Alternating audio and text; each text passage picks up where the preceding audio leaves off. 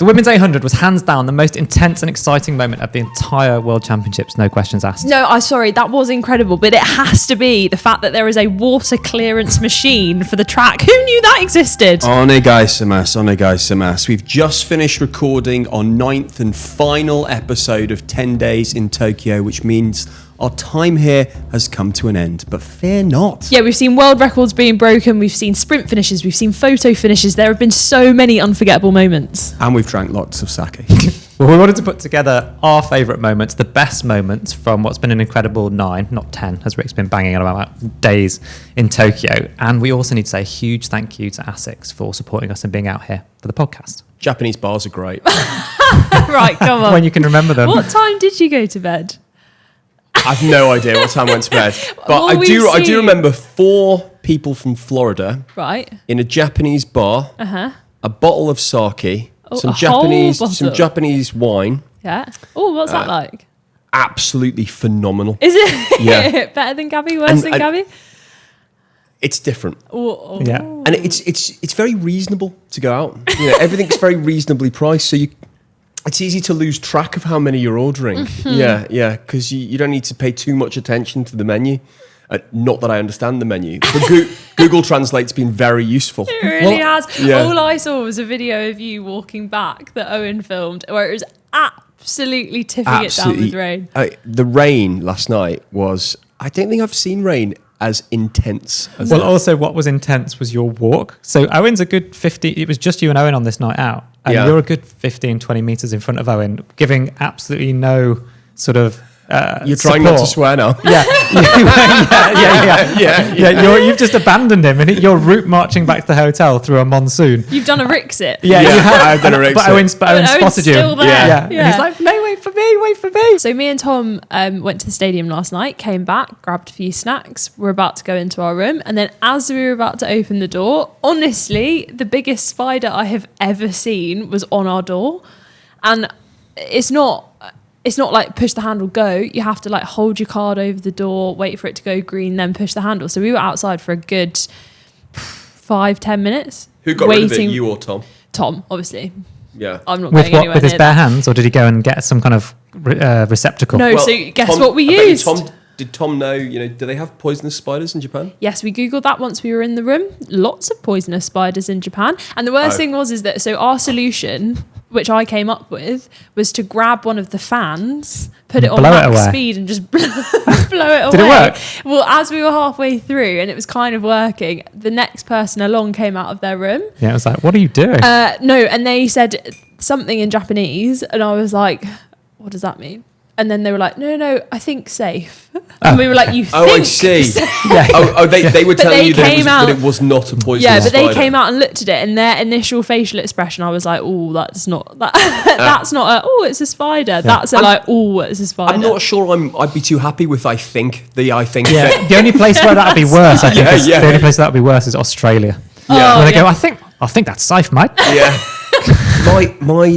My friend in Australia was driving in his car and the sun was setting in the distance and he pulled down the sun blind. No. Is this like an arachnophobia moment? In the car to help him see the road, and there was a huntsman spider. Oh my God. Behind the sun blind. Yeah. And huntsmans, they generally don't, they're not going to kill you, but they are enormous spiders and the bite still hurts. It bit him? Oh, I feel sick it didn't bit him. Oh, right, sorry. But it opened it and it jumped on him. Yeah. And he was just like, what? In a car as well. In his car. It was about 3 or 4 years ago. But I remember him telling me, and when someone tells you a story and you just cannot get the story out of your head. I would remove the sun visor from my car. No, thank you. Yeah. That's not good. Sorry, but that spider wasn't that big.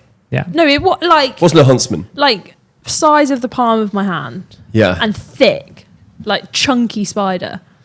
The size of the palm of your hand. I mean, I've seen the video. That sounds like an exaggeration. It was large. No. It was large. Yeah, it sounded like just just looked like a daddy long legs. Talk to me once you've got one in your room. No. I will not come and remove it for you. Educate us, Andy.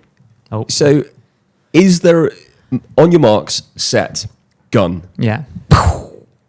Which Sarah. where does it stop? Was that Sarah or was that an effect that Rick's put in the edit? Who will never know? Quite accurate, wasn't it? Where does set stop? Which event? 400. 400. Yeah. So after that, Yeah. there is no set. 400 hurdles. What would you say? Oh yeah, 400 hurdles. If you were going to list it, would you go 100 hurdles, or would you go 100 hurdles, 100? Because they're jumping, so technically they're running less far. I don't know. I've never thought about that. I think usually they'd say like 100, 200, 400, 100 and 110 hurdles, 400 hurdles in that order. All these little nuances that you see when you're trackside. This is the other stat that I would like producer Owen to research for me, because I think it will take a while. How many athletes have worn watches and have used them in this championships? Oh, come on. No, are you serious? What? Sitting in the Blockland, we're going to talk about the women's 400. She's wearing a watch. Aha. She's on the block. No, she starts to watch. No, but she's wearing a watch. Hang on. Yeah.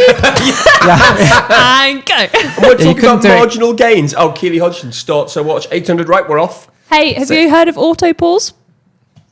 There No. are some athletes in the distance races that will be wearing a watch, but they don't start and stop it. I know that some of them would start it during their warm up, and then just not think about it, and then they'd run their event in the stadium, and then do their cool down, and then stop the watch. So the entire thing is one activity, but then they get all the data from it. Kind of useful. No, I kind of get that. Kinda get Also, that. if you didn't have a lot of battery left, risky. I've got two small things before we jump straight into the action. One is we were trying to cover off our acronyms, weren't we? Yes. Yes. And I think someone I saw a question which was about NM. Do we know what NM is? N for Norman, M for mother. Yes, I mean neither of those are the phonetic alphabet, are they? We're going for November, Mike. For Norman. No mates. Is that it? Lane 9? Lane 1, no mates. No, find some friends in lane 1. Not. Start hanging around. Speak to the other athletes. So not this is a field event much. only acronym. Oh. This Near is like watching miss. Countdown. Near Yeah. miss. Close. Actually, that is quite close. Go on. Not quite. So if it would happen, that's I think NM, Oh, Sarah. There's no Q. Sorry. not quite. Did one. you just go? What does NM stand for? Not quite. Yeah. Brilliant. Right, what is it? So it would be it means no mark. No mark. Why don't they get a mark? So it would be that you haven't recorded a mark. So like if you did 6 fouls, or you wouldn't, if you'd done 6 fouls, you wouldn't get to the point of having 6 in one of the jumps because you'd be out before then. But yeah, if you failed your the javelin. I don't know whether there was an NH for no height or whether it's just NM for no mark if it's a high jump or a I pole see. So vault. you basically You haven't set a mark. you haven't set a mark. Yeah. Okay. Wow. Thank you so much, both of you, for a great morning, taking us out, running together, experiencing a Japanese park run, 5 kilometers underneath the motorway. It was Finished underneath an overpass, but actually the rest of it was quite lovely around the park. Yeah, we did say as we were walking to it, Andy was literally turned to you and was like, wow, mate, what a lovely one to bring us to. I really liked it because it reminded me of my first experience of parkrun was the kind of like out of city UK park runs, which is exactly what we just went to. You've got like grassroots kids playing sport in the middle of the fields that we were running around.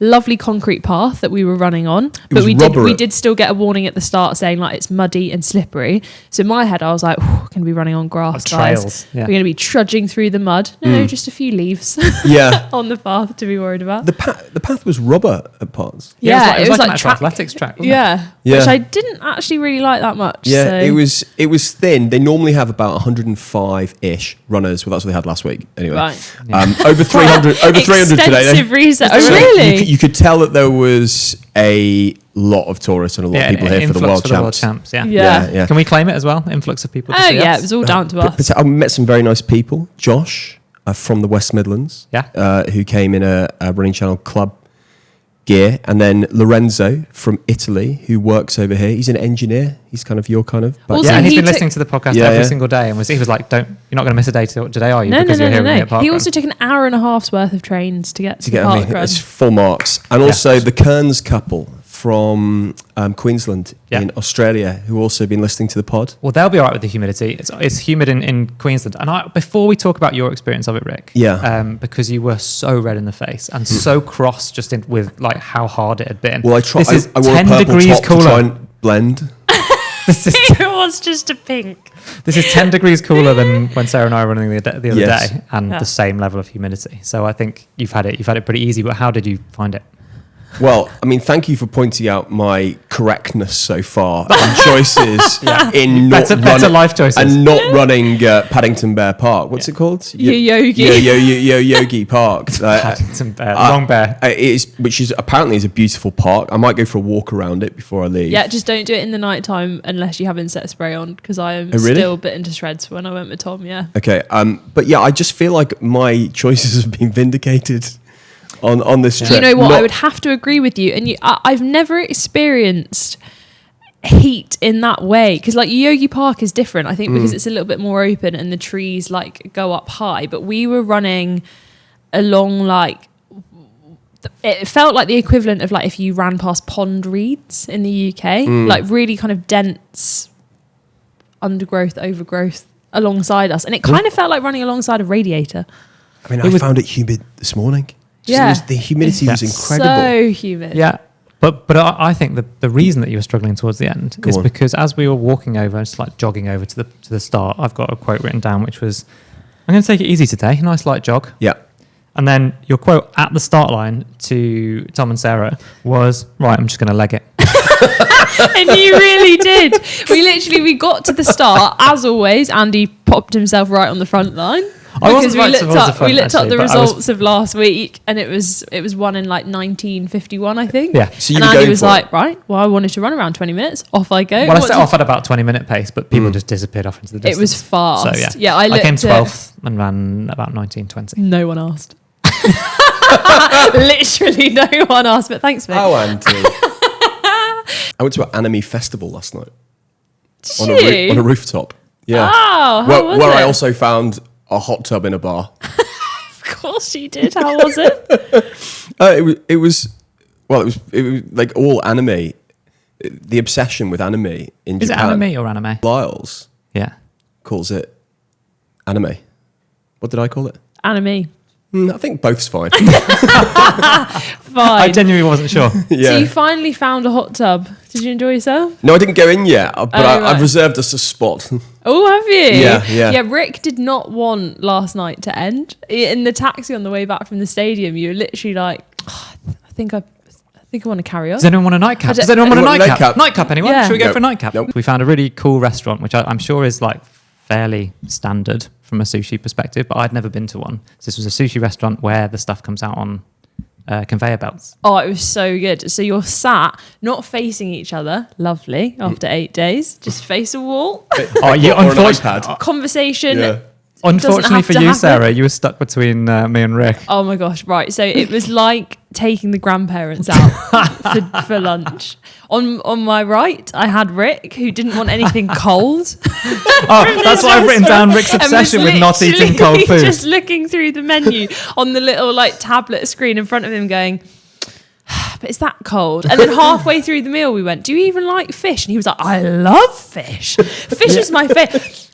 Fish is my favorite meal. And then right at the end, after having ordered like basically everything on the menu including that dessert. wasn't sushi. I mean, I can't talk. I ordered chips, but you ordered a warm fish sushi, and that After was my cheesecake. all you could talk about. You're like, why aren't they all just warm? Yeah. It's just so good. I love fish. And then despite the fact we've been here for nearly 10 days now, and we have been out for dinner a few times, Rick was still like, but what's the green stuff that everything's wrapped in? Oh yeah, learn what seaweed. Yeah, we know. We also found out, did we mention in the podcast earlier in the week that you use a lot of milk in your household, and that might be because you're currently cooking bream in milk. Oh yeah, we you did say you'd like to cook A little bit of milk. Bit of sea bream. Cook your fish in. Yeah. Great, lovely. I learnt that in Aberystwyth, actually. Did you? I used to live next door to a fishmonger's. Owen's just like... So producer Owen is from Wales and is sat listening to this nonsense. Bit of fish, bit of milk, Yeah, lovely you learn stuff. something new every day. It was very exciting though. It was like a little doorbell when your food arrived, and then Yes. it was like whoom on the plate. Yeah, you had to keep saying to me, I was like so oblivious to it. You're like, Andy, look, your food's here. Yeah. Can you please? Then It's bothering me that your screen is flashing at you. Press accept on your Accept it. screen. It's Raining Men was played in the stadium. Was it, actually? Another phenomenal music choice to match the mood. I just love the rolly sponges that came out to mop up the track. Oh yeah, who knew this existed? Do you know a flaw in it though? So imagine like a roller that you use to like flatten your driveway. Or paint with. Or paint. Yeah. That's what they have to mop up And it a wet track. spits the water out into basically a big bucket behind it. I don't think the bucket was big enough. I think that's where they went wrong. Yeah, and just emptying it back out on the track doesn't actually help. Yeah, I think they had drainage funnel. They need drainage storage. Yeah. 2, they need a bigger bucket. Yeah. And 3, I put some of the videos up on or different clips up, and so many people were messaging me like, why are there 4 people standing behind the person who's pushing it? No one knows. No. Maybe it's an activity where you need moral support. Yeah, one person pushed the roller, but 3 gave moral support. And in front of those 4, there was one person with effectively a massive bathroom squeegee just pushing water along the track. I But just it wasn't loved going it. anywhere. It was just going further forwards. Yeah. Last day of the championships. Welcome Yeah. to the 4x400 steamrolling event. It Yeah. was almost as wet as I was this morning. Do you know what happened to me? You went running. I came down for breakfast and honestly thought you'd slightly lost your mind or had run out of clothes I don't because think you I've- were sat eating a bowl of yogurt in a singlet. I've never seen you wear a singlet before. Really? Yeah, I don't think so. I can't remember an occasion when I've seen your shoulders. You look quite good, mate, Actually, in a that's true. singlet. You should wear singlets It's more often. All right, okay, I'll bear that in mind. Yeah, I mean, do you know what? I went to Yoyogi Park in central Tokyo. Did you? Had a butt. We Absolute. fully expected, because we haven't actually asked you about this. We saved it for the podcast. No. Sarah and I fully expected you not to have been able to find it. If you look at, I've exposed my map on Strava. Have you? There are a few loops in there. Yeah, but I did find it. And you know what? I totally get it. I understand why you guys have been getting out every morning. I think I'm going to do this every day now. Oh my gosh, you've done Oh. a loop like nothing I've ever seen. Quite a lot of it's not very close to the park either. It's also we haven't done any parts of the main loop in the park. No. Did you just follow Find the other it. runners? Yeah, I did follow someone. I thought it was remarkably peaceful. It is. It's very meditative in there. Yeah, So just going absolutely. You around. did over 5k. Yeah, but how some of that was unintentional. I was going Yeah. to say you always run 4.99 kilometers on Yeah. Strava every Wow. single week. You did I- a 30-minute run. It's noticeable in Japan how much you have to stop. We did mention this a couple of episodes ago, but because of the red lights, you can't just run across an empty street like you can in the UK if there's Yeah. nothing coming. You have to wait for it to go Yeah. green. So you've got to be patient on your run. Patience is one of your virtues, do you think? No. And Amy Hunt came silver, got the silver medal for Great she's Britain. From Great Britain in the women's 200 metres. She'd set a lifetime best and one of the fastest times in Britain all time in the semi-final. Didn't Yeah. actually run quite as fast, I don't think, in the final. No. Possibly because it was a lot cooler and perhaps maybe more breezy in the stadium. Also, you're 3 races into the championships, but you do what you need to do to beat the other people around Well, you. exactly. But and it was always going to be a tall order to beat Jefferson Wooden, who has now got the gold medal in both the 100 metres and the 200 And the metres. first woman to do that since, I think, Shelley Ann Fraser-Price in 2013. was it? 2013, yeah. 2013. So 12 years And ago. she got a WL, didn't she? But Amy Hunt, she's a Did. fascinating character. She's your new I've fascination. been interested in Amy Hunt for the last 2 weeks. I thought she's going to do well. She was an under 18 200 metre world record holder. She's only 23. She went to Cambridge Yes, 2 years did after English. you. And she said, I think her quote is, Yeah. you can be both an academic badass and an athletics goddess. Yeah, well... Which was my mantra at university as well. Academic badass. And an track athletics goddess. Well, she's a bit like Noah Lyles in the fact that she's got sass. If you follow her on Instagram, she trains She in does have Padua sass. in Italy, and she talks about getting the training in the morning with all the grannies. Lives a very remote life in Italy, which is why she always signs off her Instagram with some Italian language and and about how much she enjoys her training out there. And a lot of the commentators last night talked about how this is potentially a changing of the guard in British athletics after Dina Asher-Smith. So Noah Lyles also brings a party atmosphere. 200 metre final, he took gold. Tell me about that. Well, we had this American-style announcer again, and on the big screens, it was like Lyles versus Lavelle, wasn't it? Yeah.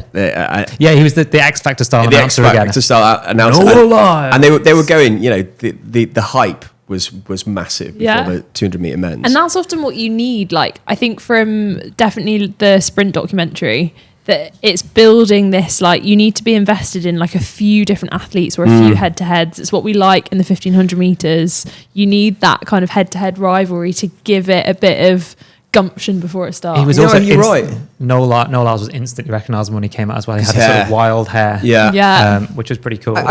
I mean, they are the showcase events, aren't they? The 100, the 200 meters. But And I don't think... and the 1500, right? Well, that was what I was going to say. I was going to say, if you talk about the moments that I've enjoyed, that have like created tension, where I've been gripped, where, you know, I've put down my bottle of strange Japanese water that I've never tried before. It's been in those longer events. Yeah, you've got more time for there to be like steeplechase, shock 1500 things, meters. falls. People to fall, yeah. the pushes. Yeah. What I would say though is it's fascinating how, like, as humans we are most obsessed, or like the events that the crowds turn out for the most are 20-second and 10-second events. Yeah. Like, it's Exactly. so short. Yeah. But then that's why I think you do need the stadium announcers bigging it up like it is an X Factor final, because Yeah. it all comes down It's to the this one quick moment. anticipation of it, isn't it? Yeah. Yeah. That's- But then- and even in this, so Noel Lyles won a world lead in the semi-final, and then he was 0.01 slower than that actually to win. He won by 0.06, which again, that's still a bigger winning margin than in the marathon. He was clear winner. And then Kenneth Bednarek, again, Yeah. Andy. Kenny Bednarek. Yeah. How many times has he come second? Oh, I looked this up afterwards. It's a lot. He's constantly. I mean, it's the Yeah. problem. I guess it would have been similar in the Usain Bolt era. There'd be someone that's always got to finish second to him. It does feel like Kenny Bednarek is constantly finishing second, and he's the guy who actually gave Noel Lyles a shove in the USA trials for the World Championships a couple of months ago. I think because I didn't looking at the footage. It's sort of. He veered into his lane a little bit after they'd crossed the line. So it was a After shove they after they crossed. but there's Right, clearly yeah. like, you know, Yeah. I don't know whether they get on or not, but they definitely want to beat each other. There's beef. And a quick shout out to Femke Bol, who I just think makes running look so easy. I think she's my biggest frustration in running. Frustration because Yeah. She is she's the just opposite to what you look like so this good. morning. Like, I mean, she didn't win the 400 meter hurdles final by an enormous amount, but just looks so comfortable. Yeah, yeah, it's the just Americans like pushed her really hard, didn't they? They were together with her coming off that final bend, which was like surprised me. I thought she was going to be a bit further ahead, but it turns out she dragged them to actually certainly. Jasmine Jones in silver got a personal best, so you can't really ask for much more than that. and a national record for bronze medalist Emma Zapletalova. that one. Well done. Yeah, Femke Bol. Can't read my notes. Ever since we started first taking the podcast on tour to global championships in Yeah. Budapest, she was a real star then, has continued to be. So it's been like, you know, there's certain names that we'll talk about a little bit more because we've got a little soft spot having kind of taken that podcast to see them in real life. Just her as well. If you haven't seen Femke Bol in a relay, go and watch it, because no matter what happens to the rest of their team, they could be last by a long old way. She'll and win she it. will, one lap. Yeah. That's all she The needs. relay Just send her out. The relay turns. She'll get it. It turns Femke Bol up to 11. Yeah. It's like it's. But I She remember. is the epitome of hold my beer. Like, that's Yeah, what she's hold like. my beer, give me a baton. Yeah. I'm away. Yeah. Yeah, 100%. Yeah, she's incredible. But we did see the women's 5,000 meter final, and it was an absolute belter. So this is where two of the world's best athletes kind of come together. You've got Chibet from the 10K, and you've got Kipyegon from the 1500, and they meet and clash at the 5,000. They have a in the little middle. rendezvous for 12 and a half laps of the track. Yeah, and it's traditionally, I think, if you were going to bet, if the race panned out how it did, which is that it went really, really slow, and then it was effectively, really, really slow for these incredibly talented athletes. It's quite funny sitting next to Andy in the stadium and when a race runs like that, because for the first like 6 laps you were like, oh, that's slow. Oh, they're jogging. And then you'd work out the mass and you'd be like, well, they kind of are going at like 3 something K pace. Yes, yeah, So, yeah. quite fast. But I think if you were, a common kind of opinion would be the slower it goes, the more suited that's going to be to the 1500 meter runner, because they're more used to closing really fast at the end. And the advantage of someone having that superior endurance from 10,000 meters is kind of negated by it being slow. It went really slow, and then it didn't go the way that you'd expect. So actually, Beatrice Gibert, who's the 5,000, 10,000 specialist, she came out on top in an incredibly fast last lap and out-sprinted Faith Kipyegon. So ended up with a 1, 2, 3, Gibert, Kipyegon, and Nadia Battecletti from Italy, who've Again, all already another got, medal. They've all already had medals. Yeah. It's a bit weird, isn't it? good. Share It out is. with everybody Yeah. else. I know, one event per person, please. But it was so good to watch. Also, another thing that made it really exciting was Tanaka, the Japanese athlete, surged with like a couple of laps to go. And I always dart when I'm in the stadium between watching it like on the big screen, because when they're on the opposite side of the track, you can get a better view. Yeah. To then watching it on the track, and it was literally on the side that was opposite to us where she made that move, and you could just tell because you just heard this sudden like wow. It was spine tingling, hairs on the back of your neck kind of moment of noise. Yeah. Andy, as someone who's been there and experienced it, how does that home support actually help? Yeah, it feels like a wave of positivity. So it feels like a hand on your back, kind of pushing you forward. I don't know how you deal with it necessarily if you did have that. Thankfully, she didn't have to deal with this, but imagine the whole 12 and a half laps was being like that. I don't think you could maintain that level of kind of stimulation. But if it builds and builds and builds, and then you come into the home straight, like that's that sort of noise that I experienced in London 2012 in the heats in the semi-final. You know, imagine what Mo Farah must have felt like in that last 100 metres when he's battling it out for gold. You don't speak to an athlete that says it's bad. It's definitely, you know that those cheers are for you. So whenever I raced in a race in Britain and people were cheering like that, it was, and that was an amazing feeling. So those Japanese athletes, it must spur them on. And we've seen athletes make finals that weren't expected to make finals, probably in part because of that home support. Speaking of things that are unexpected, the heptathlon had quite a dramatic finish because there was a shared bronze medal. Yeah, this was a calculator moment. Genuinely, me and Sarah was sat there doing it. So much slower than you want it to be, as in working it out. What, as in you counted 7 seconds, not 3.5. Yeah, no. So many things were at play. So going into the final event of the heptathlon, which is the 800 meters, Katarina Johnson-Thompson and I had it written down. And Talia Brooks were battling it out. Yes, there were 84 points between them. So Talia Brooks was in the bronze medal position. Katarina Johnson-Thompson, who everyone calls KJT, was in fourth and needed to make up 84 points on Brooks, who was in third. From like the maths that I'd read beforehand, the kind of gold and silver were out of reach for those two in terms of their personal best in the 800 and just how much fast they'd be to get enough points to overtake them. But the 84 points that KJT needed was about 6 seconds. So Sarah and I were watching, and down the back straight with 300 to go, we reckoned it was about 3 seconds. And we were sort of resigned to it not happening. And then quite a funny moment, I got my stopwatch out to time them as they crossed the line. And so I pressed the button when Katarina Johnson-Thompson crossed the line, and then Sarah's counting, but she was counting so fast. She was like 1, 2, 3, 4, 5, 6. I think she's done it. It must be so hard as an athlete as well, because you've just run like such a fast 800 meters and they don't know either. So then they both crossed the line. We were like, well, that is so close based off of the stopwatch. And then it took a couple of minutes. It was a long old wait. And like before people were coming, and then it did come up on the screen, and it didn't come up. So first on the screen, it will come up with the order. Then it changes to the colours of like gold, silver, and bronze. It didn't change to gold, silver, and bronze like allocation for a long time. So people were walking up to KJT and being like, you've come third. And she was like, no, I don't know if I have. Yeah, they have no idea about the sharing situation. I think there were some good mathematicians out there, because we'd roughly worked it out, because of what they did. They popped up the 800 metre results and they gave the scores like 1,031 points or whatever for each of the athletes. And then KJT's points came up for her 800, and then Talia Brooks came up as well. And I was like, that's exactly 84 points. Hang on a minute, does that mean that they've tied? And we're sat there waiting then for the actual leaderboard to come up on the screen, and then it did. And we were right in front of us with Brooks' family with like supporter t-shirts on and pictures of her face on it and stuff like that from the USA. And so they were like, I can't imagine what that wait must be like if you're a family member. Your loved one, and your loved one's been in that position. Yeah, because even when their full scores went up, they still didn't know. Yeah. And there's a lot less kind of down on the ground than you would think, I suppose, of like the athletes kind of are like on their own a little bit once they've crossed the line. But then the moment when they got handed the flags, I saw an interview with KJT where she was like, until the medal was on my neck, I was not going to celebrate. Yeah. Because it is so nerve-wracking. But that's such a lovely moment and such a nice kind of end to a hard championships for her. I mean, the heptathlon athletes, they do so much. I mean, we talk about all these events, but they do 7 events. They have to train for all these different events. So without looking at your notes, Rick, Can I put you on the spot? Go on. Because we said we would do our best to explain the heptathlon today.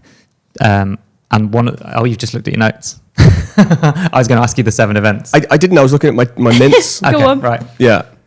Oh, do you want me to just do them? Yeah, the 7 right, events. Okay. Extra points if they're in order. Shot put, Yes? Yeah. high jump, Yeah. 200 meters, javelin. Yeah. Yeah. Oh, is it 100 or 110 meter hurdles? Well, it's the women's one, so... 100.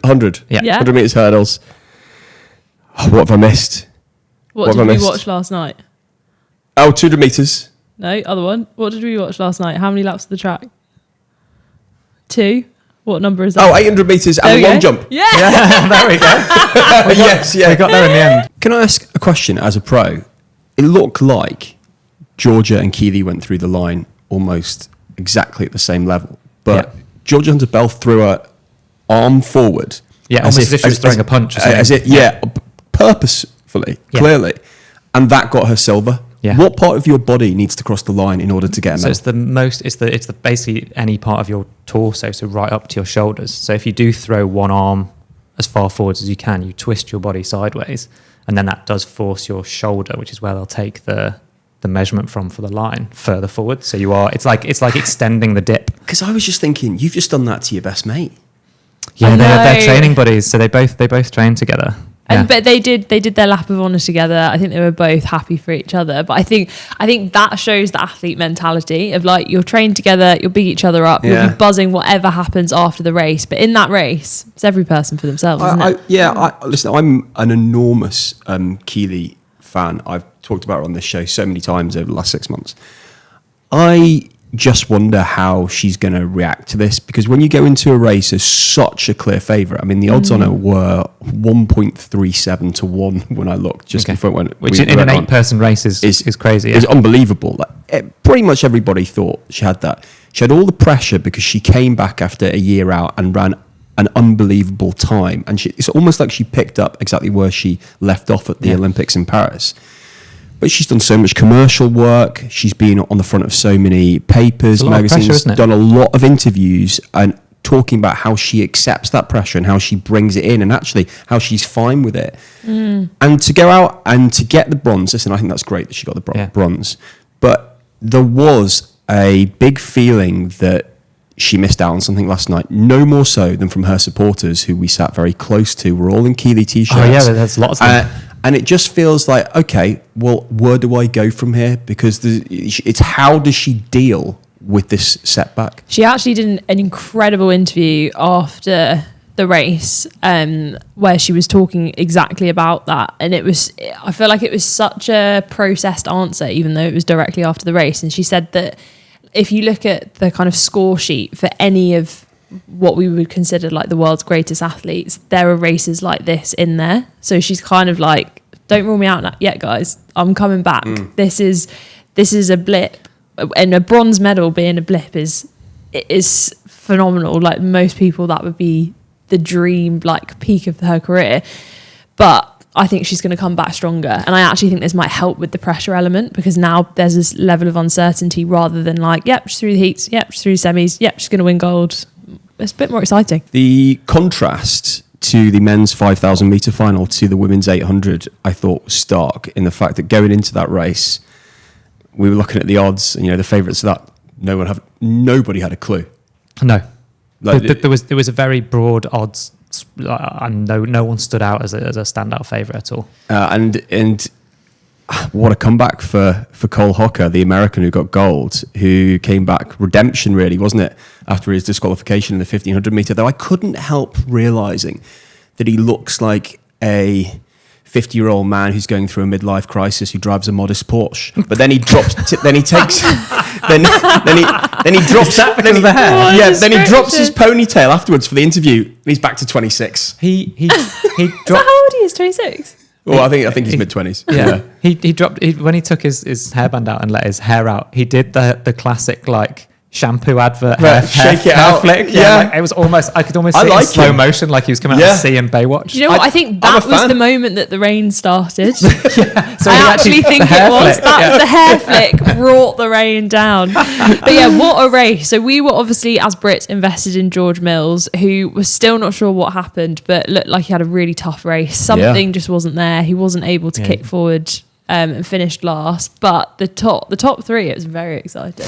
Yeah, well, I mean, coming into the last lap, I think probably 9 or 10 of the, or maybe more, 12 or so of the whole field were still in contention at the bell. Quality runners, Andy, weren't they? Well, the depth of that's the difference here is, well, not the difference, but that's what Rick's saying about the odds being so uncertain, is there wasn't that much between people on paper.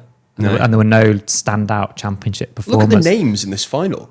Jimmy Gressier, who's already won a gold here at the World Championships. Yeah, who ended up with bronze here. You got Cole Hocker, who was disqualified, but is the Olympic 1,500 metre champion. Yeah. You've got Jakob Ingebrigtsen, who, I mean, he scraped into the final. I think he came 8th in the heat. He stayed in contention from right up the end as well. There was a beautiful moment where he went to the front and everyone in the stadium, you could just feel, was like, come on, Ingebrigtsen, I want you to do something. But he just didn't quite have it. It turned the kind of electric atmosphere up, didn't it, when he went to the front? I don't think anyone really thought he was going to contend, but when he went to the front, what was interesting is they'd been going at quite a pace. So bear in mind, they ended up running under 13 minutes, which is phenomenal running. It's really fast. And it wasn't like it was all in a big burn up at the end. It had been set at a decent pace right from the beginning. And when Jakob went to the front, he actually slowed it down and they let him do it. So I thought that was fascinating to see the respect that the whole field kind of afforded someone like Jakob Ingebrigtsen, because even though you don't know, you think, he's probably not fit enough to contend here. They were all still watching and waiting, and they sort of let him do that. And clearly he was trying to slow it down a little bit to give himself every chance at the end. But then when everyone else turned the afterburners on, he faded. And Rick's talked about Cole Hocker, the middle-aged Porsche driver. But modest Porsche. Sorry, it's a modest Porsche. So he did nothing at all. Right at the very beginning, he set off as if he was going to lead it. But then his US teammates, Grant Fisher and Nico Young, took over, and they were sort of sharing the pace at the front. Oh, yeah, we were wondering if there was any like a team plan going on there. Then some of the Ethiopian athletes got involved at the front. And then Cole Hocker was just doing nothing for the whole rest of the race. And Rick's description to me, he's a real crafty bugger, was what I wrote down. So all week we've been talking about sound mind in a sound body. Last year at the Olympics in Paris, we learnt that ASICS is an acronym for that exact phrase. And there are so many learnings to take away from this week. Yeah, we've had the luxury and the pleasure to speak to so many different ASICS athletes. We've seen incredible performances on the track. We've talked about how people deal with setbacks, how we've found that keeping active and keeping moving during the week has helped when we've actually been a bit stressed and anxious from covering it every day, because it's been quite a long week. And with World Mental Health Day coming up, both us at the Running Channel and ASICS would definitely encourage anybody out there to be getting active and moving, because it'll have a massive impact on your happiness and on your mood, and even as little as 15 minutes a day can make a really big difference. Someone who was very happy, though, was Talia Brooks. She's from Texas. Did you know that? Yes, I had the pleasure of going to speak to her at ASICS House, and she gave some phenomenal insights into her heptathlon bronze medal. So I want to start with the moment you realise you've got bronze, then you realise it's shared, then you're not really sure what's going on. Talk me through that moment. It felt like 2 minutes for it to come up on the board. I don't know how long it actually was. Maybe it was more like 15, 20 seconds. No, it felt long. It was so long. It felt long. And so I was just laying there like, oh my goodness. I was counting the seconds and I was like, I'm tired, but I can count to 5, like if I'm tired. And so, I don't know. I think when I finally saw it pop up on the board, like I think that was the most emotions I've ever let out in track. I kind of banged the track, and then I had some tears come out.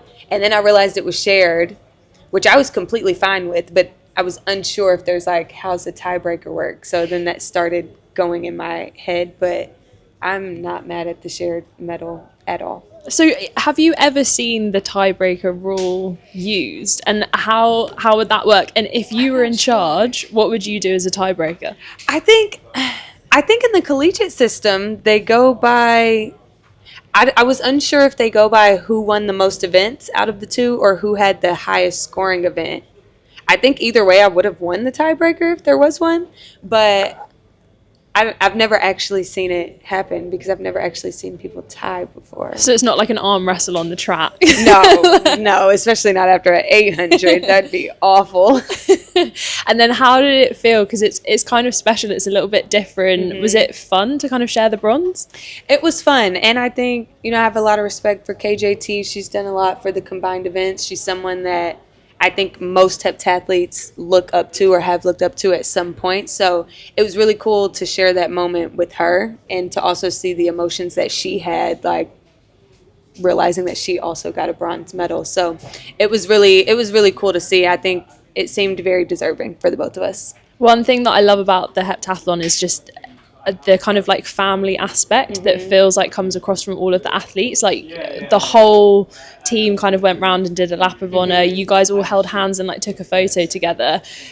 What does it feel like competing over a couple of days, and does that make you closer, and does it kind of make it harder to compete because you're just around each other so much?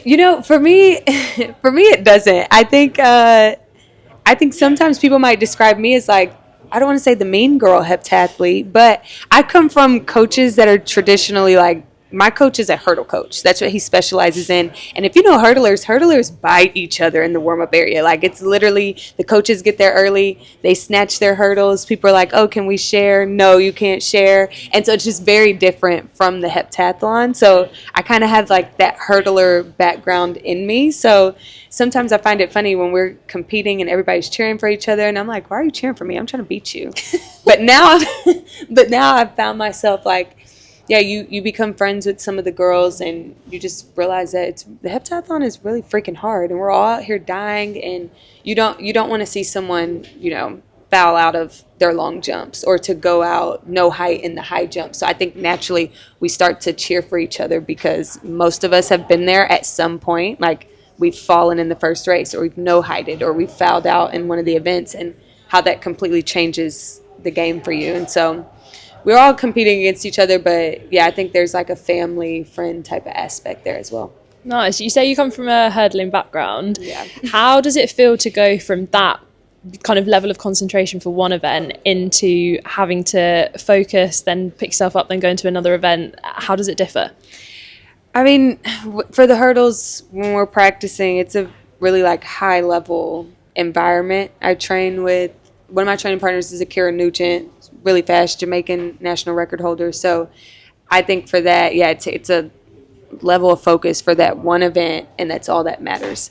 But then when we finish that practice, I'm like, okay, well, I've got to go throw shot put now. And she's like, okay, well, I'm going home. And I think I kind of get used to it. But it does allow me to try to have that same focus in events that I'm not as good at. Like, I'm really confident. I'm really focused in the hurdles. How can I translate that over to javelin? So I think I learn a lot from coming from the specialist background and having a training group that's full of specialists. I'm the only heptathlete in our group. We have hurdlers, short hurdlers, long hurdlers, 400 girls, 800 girls.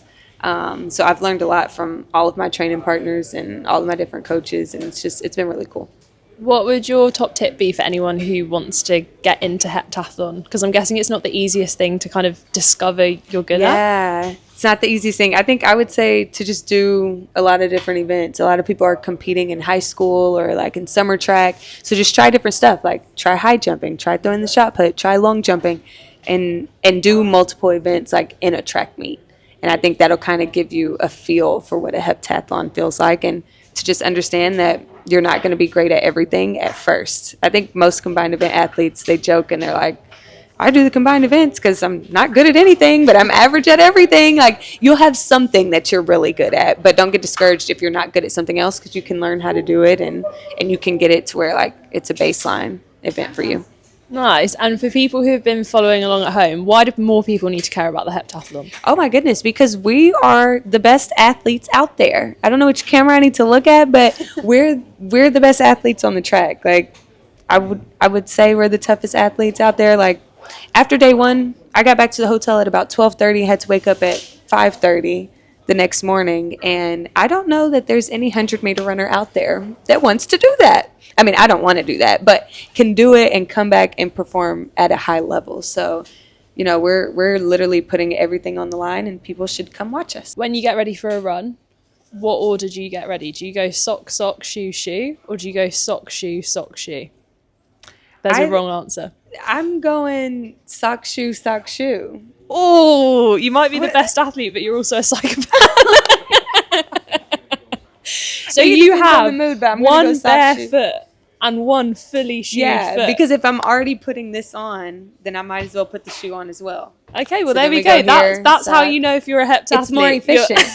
My life, I have to learn how to be efficient from event to event. I have to pack efficiently. I have to eat efficiently. So I got to put my socks and shoes on efficiently. It's the most efficient way. You know what? I've been asking this question for a long time, and I've rarely had that answer. The only other person was a CEO, so maybe that. Maybe we have something in common. Yeah. Thank you. Thank you. Shame she's a psychopath, though. Yeah, shame, but she's very efficient. She is very efficient. You know what? If someone is going to give a sock shoe answer, that is the way to justify it. I love her accent. However, when I get dressed for a run, I will not be doing that. What was she like off camera? So lovely. So she, one thing that wasn't in the interview is she has been like an ASICS athlete for a few years and is absolutely obsessed with shoes. Really? So everyone was saying if they ever go like on a video call with her, she has a wall of shoes behind her shot that you'll see in a video call. And someone asked her like, how many shoes are on this wall? And she was like, well, you can fit 5 across and it's now going down onto the floor. So honestly, she has like over 150 pairs of shoes. And the current and previous CEO of ASICS presented her with a brand new pair of shoes at ASICS House, and they were so sick. Really? So cool, yeah. I thought it was interesting as well when you were talking to her about how she's not mates with other heptathletes, she just wants to win. Yeah, I love that. I mean, it's something we've been talking about all week. Like, how do you manage being away from home, being surrounded by lots of people who are lovely and all want the same thing as you, whilst also trying to beat them? I think that's because she's come from an individual discipline first and then become a heptathlete. Is that right? Yeah. So yeah, it's a slightly different mindset. Yeah, definitely. Like, she has the hurdler mindset, and then being a heptathlete is a little bit different. But yeah, I just found that really interesting because I think that's something I'd struggle with too. I thought we'd finish with a question from someone here in Tokyo. Lovely. Amazing. You sing from Tokyo. Dear Running Channel team, what excitement and drama these championships have given us. Even the heavens suddenly opening for the 4x400 and having to run in a rain downpour was an interesting twist. I bought tickets early and was able to secure seats for 4 nights right at the very front of the top deck. But then imagine my confusion as I found myself sitting in the exact opposite row to what I expected. It turned out to be not such a bad mistake, as I had a clear view of the entire 400 metres of the track and a great sight line to take photos. But what's been your silliest mishap on your visit to these championships? Rick's going to cut us off because we could go on for a week just talking about these. Can I go first? Yeah. Because this is an observation. I don't know if you've had the same. Anyone else tripped over on steps whilst they've been here, or seen someone else trip in the stadium? Oh, I haven't, no. Have you not seen this? Right, so me and Tom have seen this a lot. I don't know whether it is the depth of the steps in Tokyo or whether it is the length of the steps in Tokyo, but in train stations and in the stadium, I have fallen over and I've seen other people fall over so many times. And I think it has something to do with they're all the same colour. So like your eye perception. Yeah, your depth perception isn't quite there. So you've been stacking it on the... multiple times. I thought you were going to say that the steps are smaller. Yeah, I think they are. So you're not going to blame yourself, though? You're absolutely no. If they're smaller, you're lifting your leg higher. No, because anyway. Yeah, but then I think I'm like slamming down. Okay. It's mainly going down. I've seen people fall over. What about you, Rick? That's my observation. Well, I've got 4 I can think of. Perfect. Getting on a women's carriage before 9:30 on a train as a man. And then panicking and just bowing and getting off. Awkward. Going on a train, the complete wrong direction, and I know ended up in Kyoto. All three of us were party to that. Yeah. We got completely the wrong direction. Got unideal. My most awkward moment was probably when we went to a restaurant and there were 4 chairs, but there were 5 of us, but we brought an extra chair to the table, and all of a sudden the restaurant workers came from all angles and said, you just cannot do that in Japan. Yes, or in this specific Add an extra yeah, chair. Yeah, they were like, you guys have to sit separately. So then we very awkwardly had to sit in a 2 and a 3. And You had a nice date with producer Owen, though. Yeah. You put the world to rights. So what was your favourite moment? Let us know in the comments. We've recorded 9 full episodes of 10 Days in Tokyo. Yes, that's correct. Check them out wherever you get your podcasts. Thank you for listening. See you next time.